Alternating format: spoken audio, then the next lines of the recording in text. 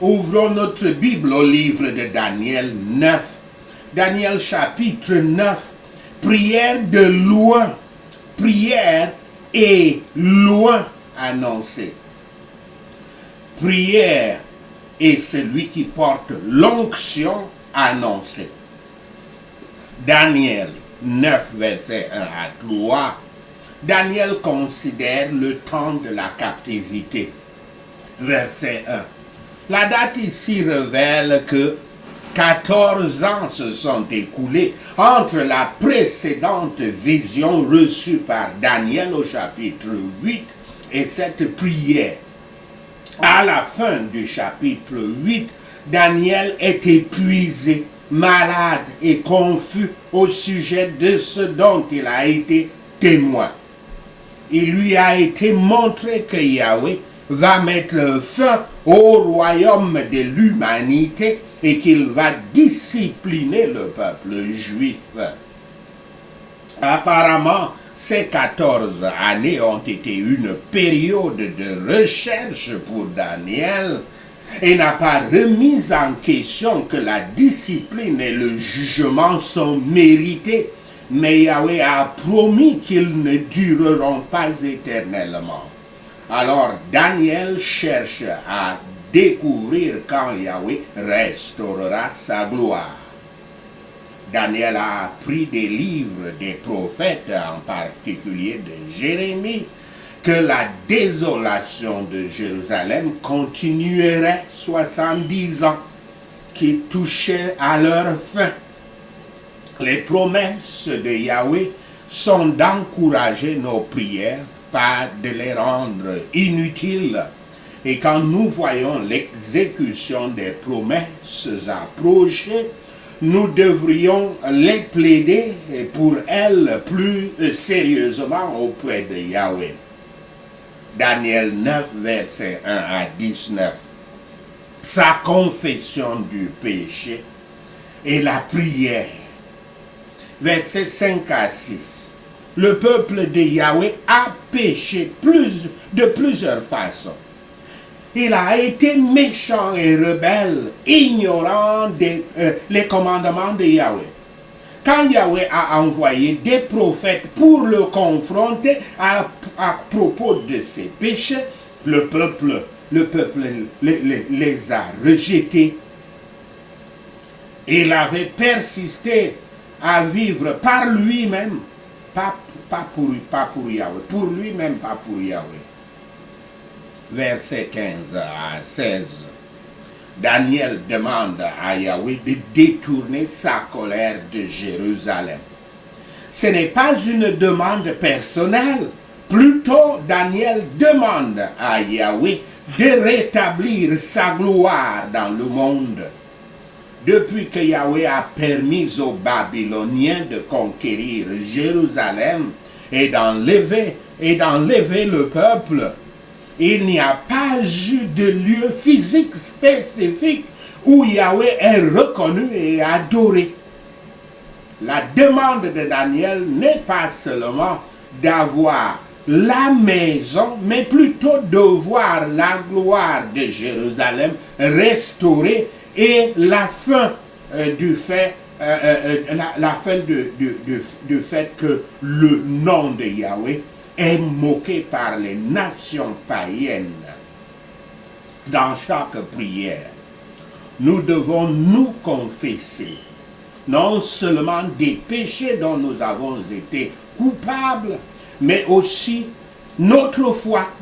confesser notre foi en Yahweh et notre dépendance envers lui et notre chagrin pour le péché et nos résolutions contre le péché.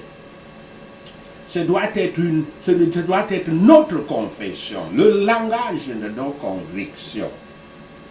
Voici l'humble, sérieuse et dévote adresse de Daniel à Yahweh, dans laquelle il lui rend gloire comme un Dieu à craindre et comme un Dieu digne de confiance. nous devrions dans la prière regarder à la fois la grandeur de Yahweh et sa bonté, sa majesté et sa miséricorde. Voici une confession pénitente du péché, la cause des troubles que le peuple les troubles sous lesquels le peuple gémit depuis tant d'années.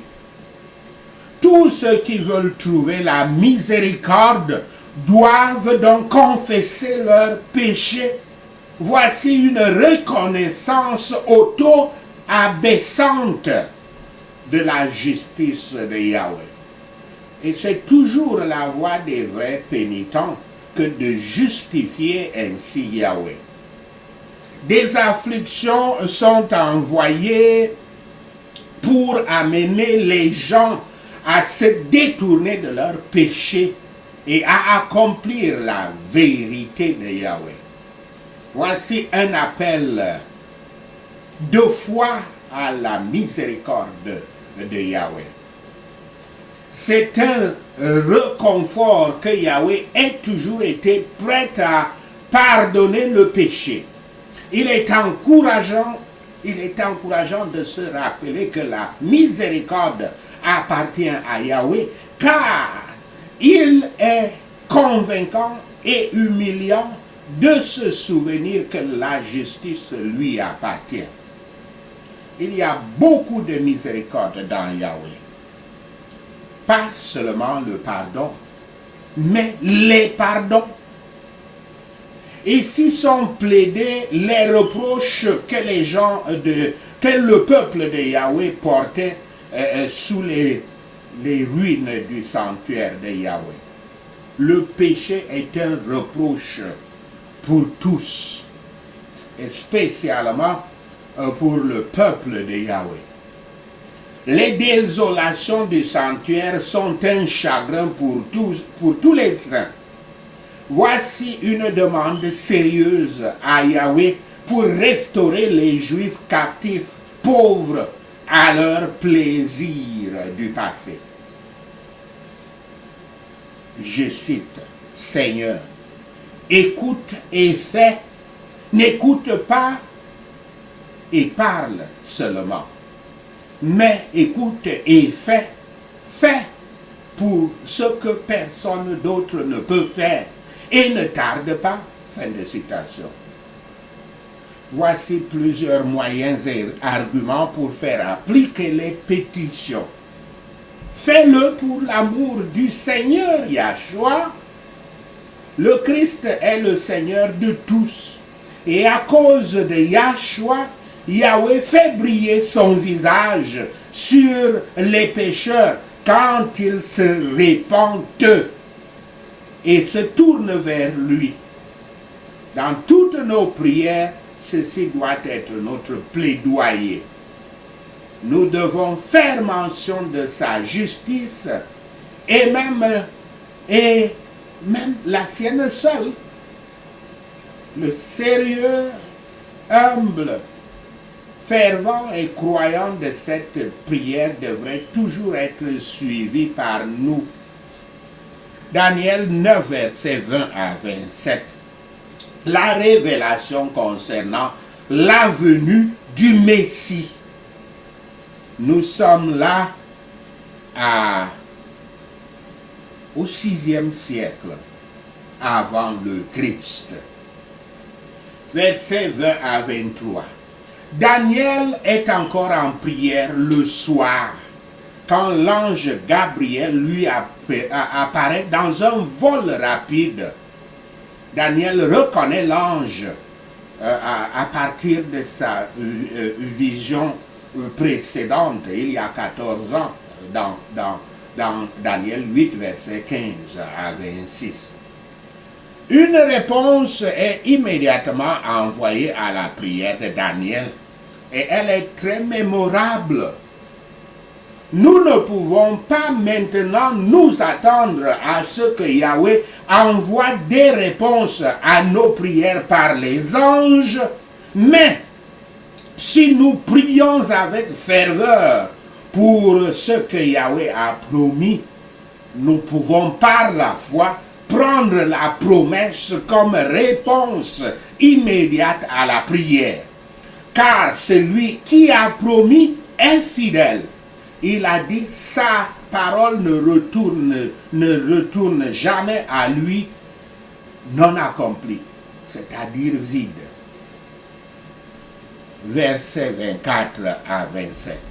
Ce passage a été décrit comme l'un des passages les plus difficiles des Saintes Écritures. Gabriel commence à représenter une unité de temps composée de 7 fois 70, où les 7 peut-être des semaines, ce qui est incertain, un 7, au cours de laquelle Yahweh apportera la rédemption pour son peuple. De nombreuses théories abondent sur ce que ce message signifie réellement. Certains considèrent chaque semaine comme une période de 7 ans. Si c'est le cas, une grande partie de ce que Gabriel dit commence à correspondre à un moment historique, commençant quand un décret est passé pour reconstruire Jérusalem, qui est comme décrit dans Esdras 7, versets 12 à 26, et mène jusqu'au ministère de Yahshua. Pourtant, nous savons aussi que la journée de Yahweh est comme 1 millier d'années. Je cite l'apôtre Pierre qui a dit, je cite, « Mais il est une chose, bien-aimée, que vous ne devez pas ignorer, c'est que devant le Seigneur, un jour est comme 1000 ans, et 1000 ans sont comme un jour. » Fin de citation. Citation de 2 Pierre 3, verset 8.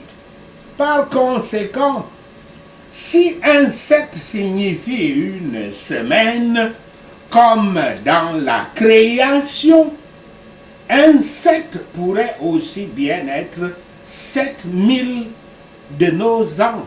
7000 ans. Versets 26 à 27. Si la règle ici est la même que la corne vantarde mentionnée au chapitre 7, Daniel 7, verset 20 à 22, la dernière semaine commencera par le contact fait par ce leader malveillant. Il va briser son alliance à mi-chemin et de grandes souffrances s'ensuivront pour le peuple de Yahweh. Mais après une période de temps, Yahweh l'enlèvera du leadership et rétablira toutes les choses.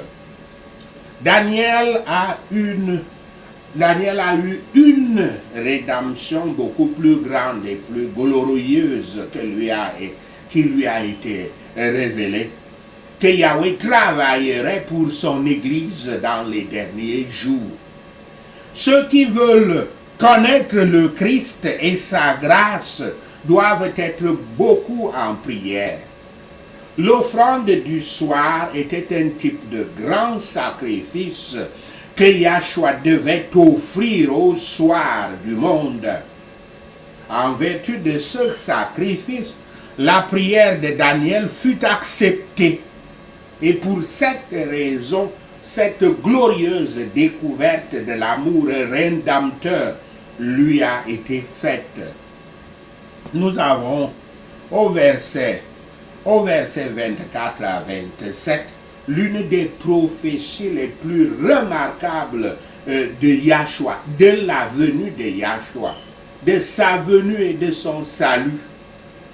Cela montre que les Juifs sont coupables de l'incrédulité la plus obstinée en continuant d'attendre un autre Messie si longtemps après le temps expressément fixé pour sa venue. C'est un autre angle d'interprétation. Voici un autre angle d'interprétation. 70 semaines signifie un jour pour un an, ou alors 490 ans. Vers la fin de cette période, un sacrifice serait offert, faisant l'expiation complète pour le péché et apportant la justice éternelle pour la justification complète de chaque croyant. Alors les Juifs, dans la crucifixion de Yahshua, commettraient ce crime par lequel la mesure de leur culpabilité sera remplie et les ennuis viendraient sur leur nation. Et c'est ça qui s'est passé avec la venue du Christ. Toutes les bénédictions accordées à l'homme pécheur viennent par le sacrifice expiatoire du Christ qui a souffert une fois pour les péchés, le juste pour les injustes, afin de nous amener à Yahweh. Voici notre façon d'accéder au trône de la grâce et à notre entrée au ciel.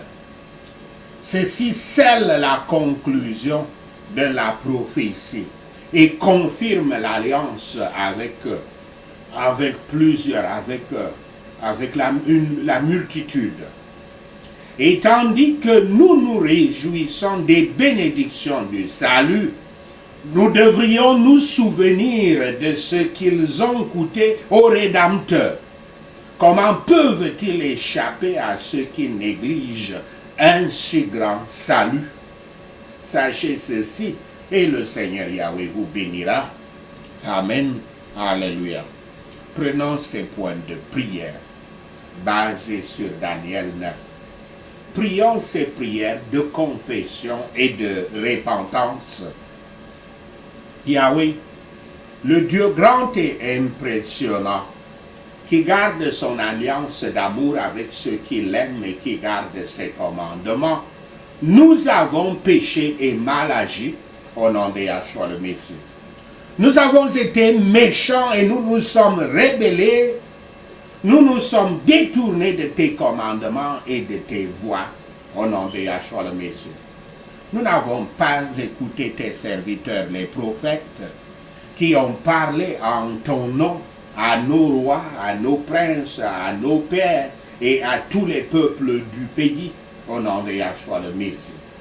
Seigneur Yahweh, tu es juste, mais aujourd'hui nous sommes couverts de honte au nom de Yahshua le Messie.